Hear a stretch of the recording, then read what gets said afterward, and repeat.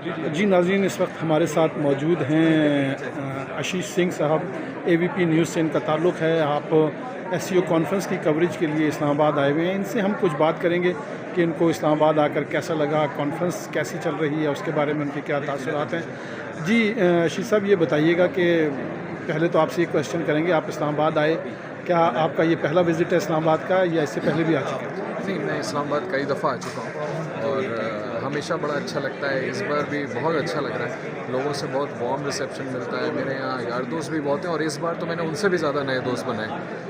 तो बहुत अच्छा है, बहुत अच्छा लगता है इस्लामाबाद आकर के। एससीओ समिट के दौरान आकर के भी बहुत अच्छा लग रहा है। यहाँ पाकिस्तान गवर्नमेंट की तरफ से हमारे लिए फैसिलिटीज़ भी बहुत अच्छा बनाई, तो ओवरऑल बहुत अच्छा एक्सपीरियंस है। कॉन्फ्रेंस के बारे में आप क्या कहेंगे? इस कॉन्फ्रेंस की क्या अहमियत है और ये ख़ित्ते की तरक्की के लिए किस तरह से मुआविन साबित हो सकती है? देखिए, सेंट्रल एशिया के लिए तो बहुत इंपॉर्टेंट है। सारी जितने भी कंट्रीज़ इसमें शामिल हैं वो बहुत इंपॉर्टेंट है और इसका जो कोर है, जो एजेंडा है, चाहे वो कनेक्टिविटी का हो, चाहे इकोनॉमिक कोऑपरेशन हो, चाहे एनवायरनमेंट हो, ट्रेड हो, काउंटरिंग टेररिज्म हो, इन सभी पे मीटिंग ग्राउंड्स हो इन देशों में।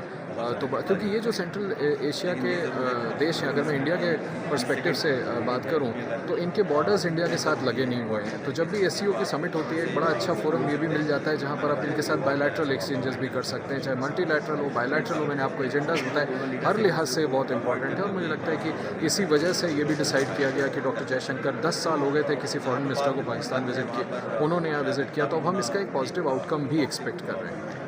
ये बताइएगा, चीन के वज़ीर-ए-आज़म इस कॉन्फ्रेंस में शिरकत के लिए आए, रूस के वज़ीर-ए-आज़म आए, इंडिया के वज़ीर-ए-आज़म ने क्यों शिरकत नहीं की? उन्होंने अपने वज़ीर ख़ारजा को क्यों भेजा है? नहीं, ये थोड़ा सा फ़र्क आप लोगों को समझना पड़ेगा। आपने जिन 2 देशों का नाम लिया वहाँ प्रेसिडेंशियल फॉर्म ऑफ गवर्नमेंट है। हमारे यहाँ कभी भी हेड्स ऑफ गवर्नमेंट 2026 में पाकिस्तान हेड्स ऑफ स्टेट को समिट करेगा, तब प्राइम मिनिस्टर मोदी आएंगे, तब वो डॉक्टर जयशंकर को नहीं भेजेंगे। हमारे यहाँ तो दूसरी फॉर्म ऑफ गवर्नमेंट है। हमारे यहाँ prime minister is the supreme authority, तो उन्होंने हमेशा हेड्स ऑफ गवर्नमेंट में foreign minister, external affairs minister ही जाते हैं। तो ऐसा नहीं है कि उन्होंने कहा मैं नहीं जाऊँगा तुम जाओ, ऐसा बिल्कुल भी नहीं है। 2026 में जब यहाँ हेड्स ऑफ स्टेट होगा तो देखेंगे आप प्राइम मिनिस्टर मोदी आएंगे।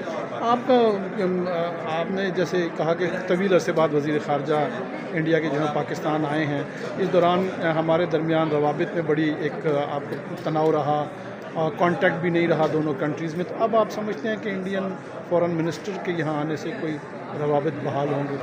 देखिए, ये एक पॉजिटिव विंडो तो ज़रूर खोलता है और जिस तरह से शहबाज शरीफ साहब से पाकिस्तान प्राइम मिनिस्टर से उनका कल वार्म हैंडशेक हुआ था, प्लेजेंट्रीज एक्सचेंज हुई थी, कुछ वर्ड्स एक्सचेंज किए। आज सुबह जब दोनों ने हाथ मिलाया कॉन्फ्रेंस की शुरुआत से पहले, दोनों के चेहरों पे स्माइल्स थी, तो निश्चित तौर पर कुछ तो पॉजिटिविटी ज़रूर दिखती है। लेकिन हैविंग सेड दैट, मुझे ये भी ज़रूर कहना पड़ेगा कि गवर्नमेंट ऑफ इंडिया का पोजीशन ही ये है, जो पाकिस्तान को भी मालूम है, कि आप हमारे कंसर्न्स को एड्रेस करें, क्रेडिबल और विजिबल एक्शन अगेंस्ट टेरर, तो फिर बातचीत पटरी पर वापस आ सकती है। देखिए, टेरर तो जहां आपने बात की, टेरर की शिकायत तो इंडिया को अगर है तो पाकिस्तान को भी है। बलूचिस्तान की जो हालात हैं, पाकिस्तान का मौक़िफ़ ये है कि बलूचिस्तान के हालात में इंडिया मुलव्वस है, लेकिन पाकिस्तान ने कभी इस तरह का एटीट्यूड नहीं अपनाया कि वो बिल्कुल बातचीत से इनकार कर दे। जैसे हम देखते हैं, जब से मोदी साहब की गवर्नमेंट है, उन्होंने बिल्कुल बातचीत का जो है बिल्कुल चैप्टर ही क्लोज़ कर रखा है। तो इसको वजह बना के बिल्कुल ही आपस में बातचीत ही ख़त्म कर देना, क्या ये नहीं हो सकता कि बातचीत के ज़रिए हम टेररिज्म को कंट्रोल करने की कोशिश करें? नहीं, ऐसा भी नहीं है। देखिए, पूरी तरह से, जैसा आपने कहा कि मोदी साहब के गवर्नमेंट में आने के बाद पूरी तरह से बंद कर दिया, ऐसा बिल्कुल नहीं है। I will take you back in time. 2014 में नवाज शरीफ साहब को ओथ में बुलाया, अचानक ही सरप्राइज़ विजिट किया उनके घर पे रायविंड में। उसके बाद सुषमा स्वराज जी आई, बीच में और भी ताल्लुक़ चलते रहे, बातचीत होती रही। आप इस बात को अप्रिशिएट करिए कि आर्टिकल 370 पर जो इंडिया ने डिसीजन किया कश्मीर में, उसके बाद अचानक गवर्नमेंट ऑफ पाकिस्तान ने एक पोजीशन ले लिया कि अब तो इंडिया से बात करने का कोई मतलब रह नहीं गया।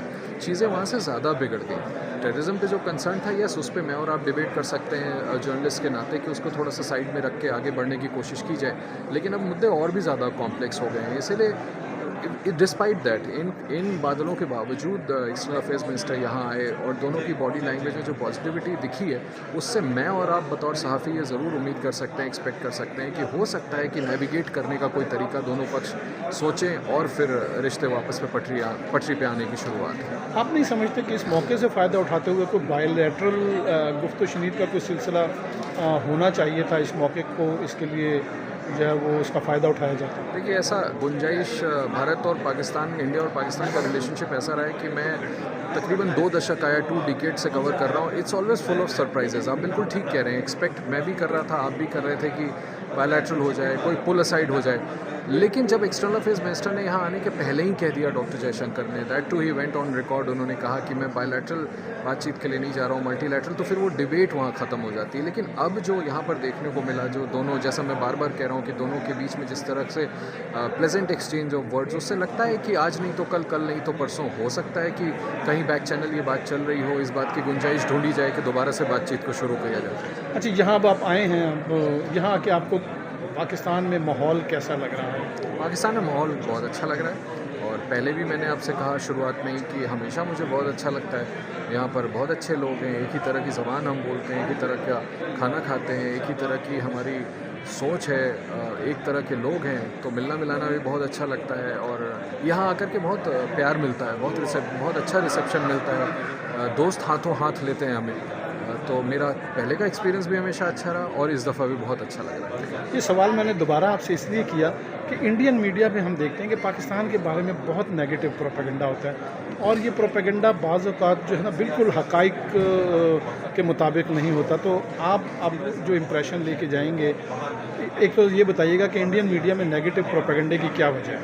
नहीं, नेगेटिव प्रोपेगेंडा नहीं, मैं फिर कह रहा हूँ कि देखिए, कोई एक्शन होता दिखेगा, कोई जो कंसर्न्स हैं इंडिया के वही रेज़ किए जाते हैं, चाहे वो क्रॉस बॉर्डर टेरर हो या फिर जो भी इश्यूज़ पाकिस्तान रेज़ करते हैं अपनी तरफ से।